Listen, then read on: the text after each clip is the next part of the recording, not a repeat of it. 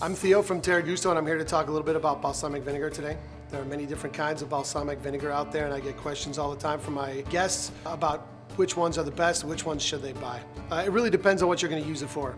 The uses for balsamic vinegar here in the United States and the Italian-American tradition are very different from the balsamic vinegar that is used for the most part in Italy.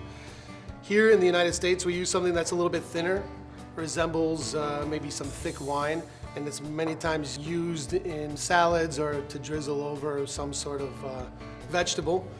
In reality though, in Italy they'll use balsamic vinegar in a very different way. They use it as something called a condimento, which is to drizzle over and add an accent or a flavor to a dish. In Italy, there are really only two kinds of traditional balsamic vinegars. They come from two specific towns, and they are always bottled by Italian law in these bottles right here. This one comes from the town of Modena, which is where balsamic vinegar originated. This one comes from Reggio Emilia. So you have a sphere with a little neck on it, or a tulip shape. Any other bottle is not the real balsamic vinegar. And the reason I mention that is because these small bottles of balsamic vinegar, if you look in the stores, they can range from $30 up to $90 or $100, and you want to make sure that you're spending your money wisely.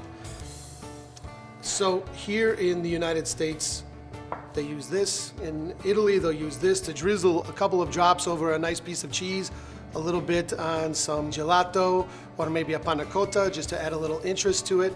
And it's used very sparingly, very small amounts, usually a teaspoonful at a time.